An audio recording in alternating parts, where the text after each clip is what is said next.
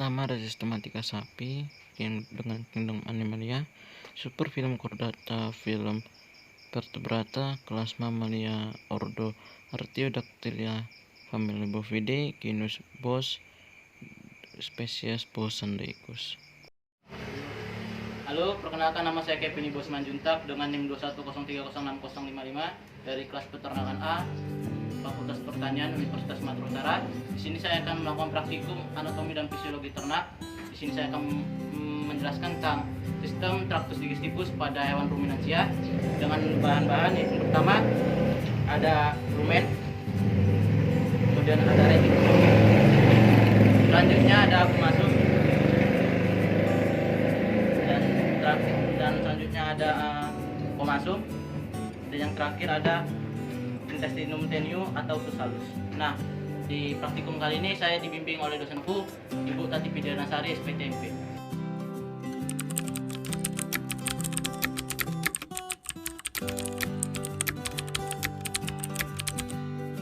Nah, saya akan menjawab pertanyaan pertama, itu adalah organ pencernaan pada traktus digestivus hewan ruminansia. Yang pertama adalah cavomoris atau mulut.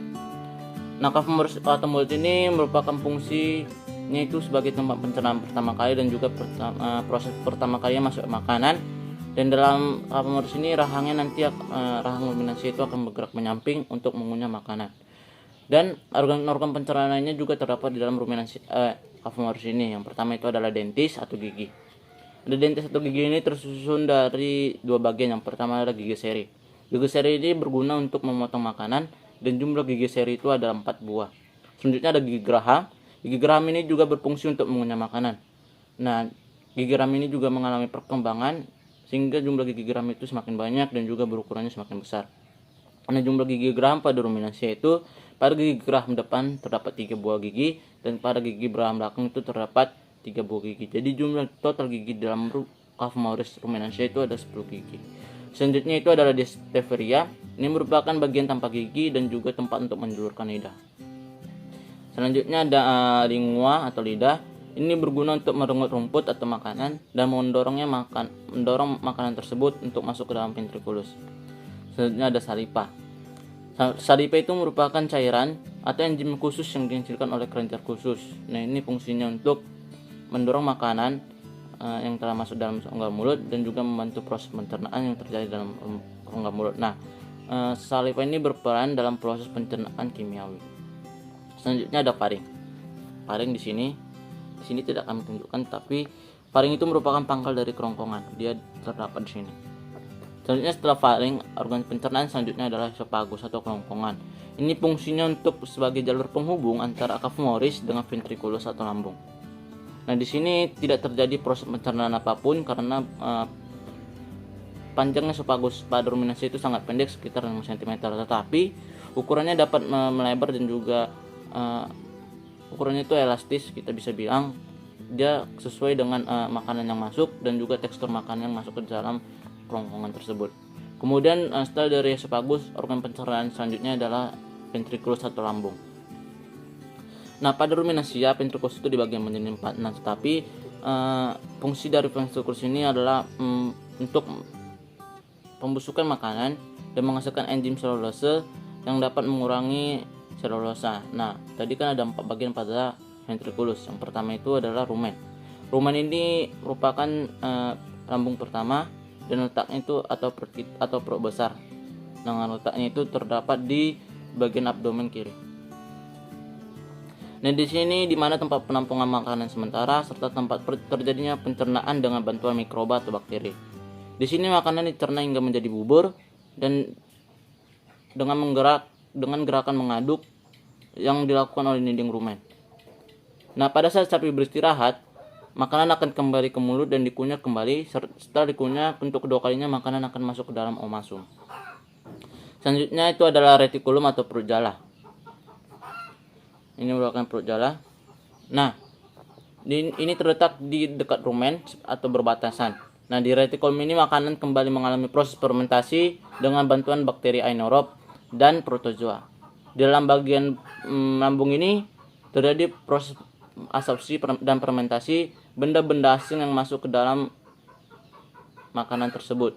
dan supaya tidak langsung masuk ke dalam omasum atau perut kita. Selanjutnya ada omasum atau perut kita. Ini merupakan perut kita yang berbentuk seperti elips. Nah, ini berfungsi di dalam omasum ini terjadi pencernaan yang dibantu dengan enzim pencernaan. Dan di sini juga terjadi penyerapan yang paling banyak.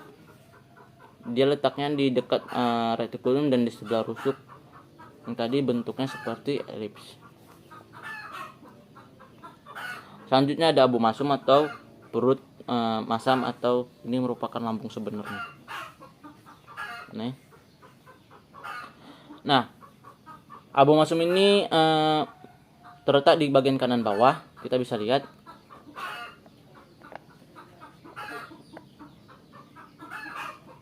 Nah, jika kondisi asam akan berpindah ke sebelah kiri. Kita bisa berarti bahwasannya abomasum ini akan berpindah jika dia posisi asamnya akan meningkat ke sebelah kiri. Nah, pada bagian lambung ini merupakan lambung yang sebenarnya dibandingkan dari ketiga yang tadi ada, selain dari rumen, retikulum, dan juga omasum.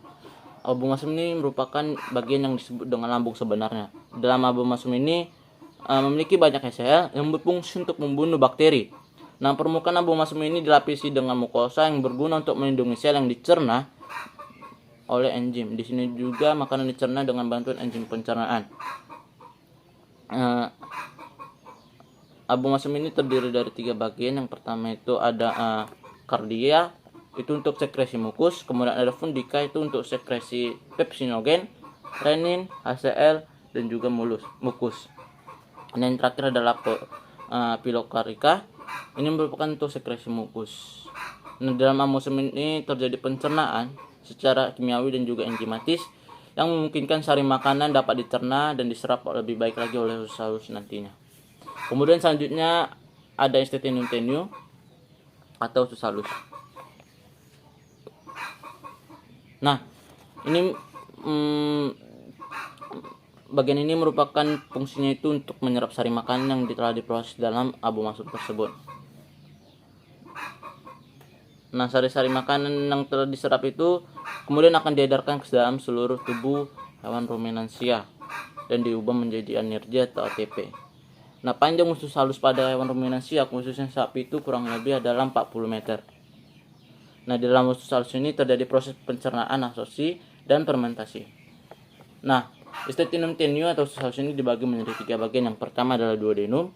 Fungsinya ini dia bentuknya seperti huruf U. Fungsinya ini juga untuk mencerna makanan secara kimiawi dengan bantuan enzim pencernaan yang berasal dari pankreas. Selanjutnya ada jejunum. Ini merupakan lanjutan dari duodenum yang berfungsi untuk melakukan pencernaan dan penyebaran berbagai komponen terutama air, karbohidrat, protein, vitamin, dan juga lipofilik. Maaf teman-teman. Ya, pas. Kemudian ada ileum. Ini merupakan tempatnya itu bermuara di rektum. Fungsinya itu untuk menyerap komponen makanan yang tidak dapat diserap oleh jejunum. Selanjutnya ada intestinum crassum atau usus besar. Ini memiliki panjang sekitar 1 meter, kurang lebihnya itu 1 meter. Terdiri dari kolon ascendens dan kolon transversum dan kolon ascendens. Di antara usus halus dan usus besar terdapat juga usus buntu atau ada sekum. Pada bagian sekum ini terdapat bagian kecil. Pada bagian sekum ini terdapat bagian kecil yang disebut dengan appendik yang berisi sel darah putih yang berperan untuk imunitas. Nah, fungsi usus besar digunakan untuk proses penyerapan air, melakukan penyerapan berbagai jenis vitamin, dan juga mengurangi keasaman dan mencegah terjadinya infeksi. Selanjutnya itu adalah rektum. Nah, rektum ini merupakan bagian akhir dari usus besar. Bagian ini merupakan tempat feses tersimpan dan yang akan dikeluarkan nantinya pada anus. Nah, bagian rektum ini dilapisi oleh mukosa dan juga pembuluh darah. Di sini juga terjadi pengontrolan otot sehingga feses dapat segera dikeluarkan melalui anus. Yang terakhir adalah organ pencernaan terakhir adalah anus. Di sini merupakan sisa feses makanan yang tadi tersimpan di dalam ke rektum akan dikeluarkan melalui anus. Nah, ini merupakan organ pengeluaran anus tersebut.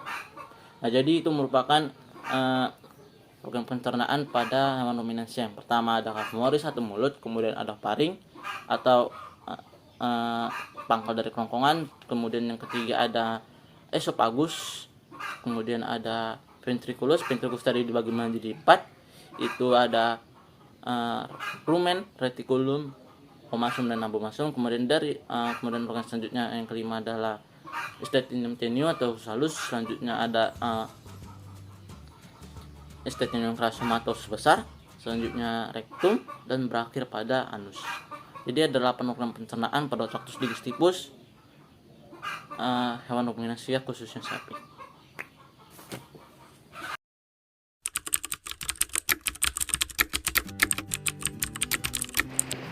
Oke, selanjutnya saya akan menjawab pertanyaan selanjutnya, itu adalah merupakan proses perjalanan pakan pada ternak ruminansia.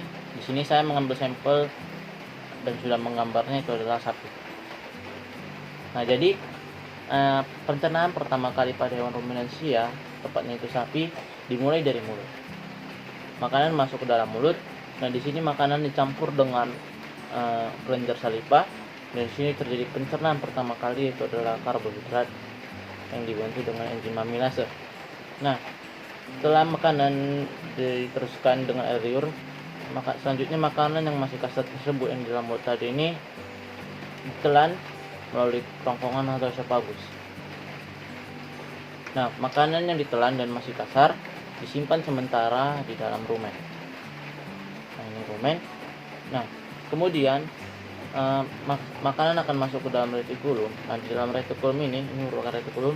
Nah, di dalam retikulum ini makanan akan dicerna secara kimiawi dan dibentuk seperti gumpalan kecil yang biasa disebut dengan bolus. Nah, kemudian makanan yang dari retikulum yang berbentuk bulat tadi atau kecil tadi atau itu disebut dengan bolus akan kembali dikeluarkan melalui mulut. Nah, jadi pada hewan ruminansia ini pencernaan itu terjadi 2 kali. Nah, setelah dari retikulum ini kita lanjut kembali, makanan tersebut dari retikulum akan masuk ke dalam mulut lagi, kembali ke mulut untuk dimamah kembali atau dikunyah kembali di dalam mulut. Nah, kemudian makanan akan masuk lagi, ditelan melalui esophagus, dan selanjutnya akan masuk ke dalam omasum. Nah, ini merupakan omasum. Nah, di dalam omasum ini makanan dicerna secara mekanis dan juga kimiawi. Nah, kemudian setelah dari omasum, makanan akan berlanjut ke dalam abomasum. Nah, abomasum ini merupakan lambung yang sebenarnya. Nah, jadi di dalam abomasum ini makanan akan dicerna oleh enzim-enzim yang terdapat dalam abomasum ini. Dan kemudian setelah dari abomasum, makanan akan disalurkan atau menuju ke dalam usus halus. Nah, di dalam usus halus ini makanan akan diserap sari-sarinya dan akan diedarkan ke dalam seluruh tubuh hewan ruminansia tersebut. Nah, kemudian dari usus halus ini makanan akan menuju ke usus besar atau intestinum crassum yang merupakan terbentuknya fase dari sisa-sisa makanan. Dan juga setelah dari sini makanan akan masuk ke rektum. Setelah dari rektum, makanan akan dikeluarkan melalui anus.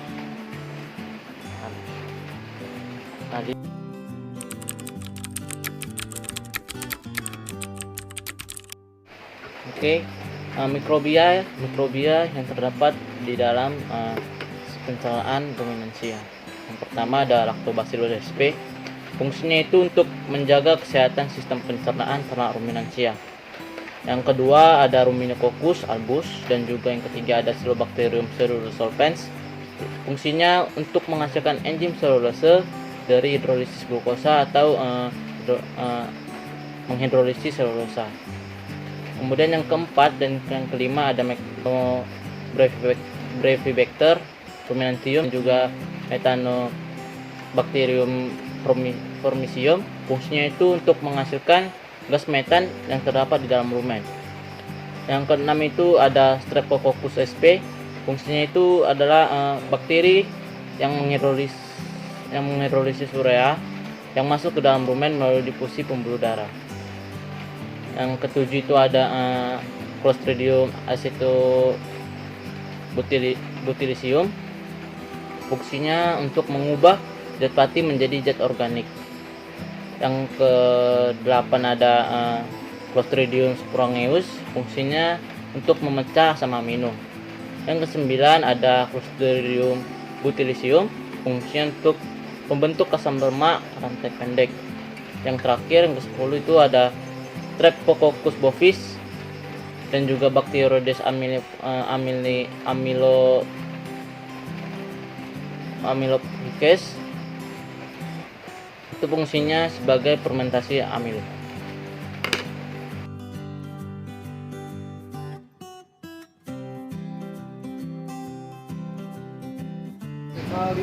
Oke, sini saya akan menjelaskan 5 organ pada traktus digestivus. Di sini kami hanya menggunakan 5. Jadi yang pertama itu ada abomasum. Abomasum berfungsi untuk mengatur pencernaan secara enzimatis dan kimiawi yang memungkinkan sari makanan dapat dicerna lebih baik oleh Listetinum tenuis. Kemudian yang kedua ada omasum yang berfungsi untuk menyerap air, asam lemak tertentu dan juga natrium. Selanjutnya ada rumen yang berbentuk seperti anduk. Fungsinya ini untuk sebagai tempat fermentasi oleh mikroba dan juga sebagai tempat absorpsi VFA atau volatil fatty acid atau asam lemak terbang, dan juga sebagai tempat pencampuran makanan. Yang selanjutnya ada retikulum yang berbentuk seperti sarang lebah. Nah, ini fungsinya sebagai tempat fermentasi pakan oleh mikroorganisme. Yang terakhir itu adalah Listetinum tenuis atau usus halus yang berfungsi untuk menyerap sari makanan yang telah diproses oleh lambung dan yang akan diedarkan ke seluruh tubuh. Berikut merupakan keadaan Listetinum tenuis yang sudah dibelah, kita bisa permukaannya, dan di sini terjadi penyerapan sari-sari makanan yang telah diteruskan oleh lambung.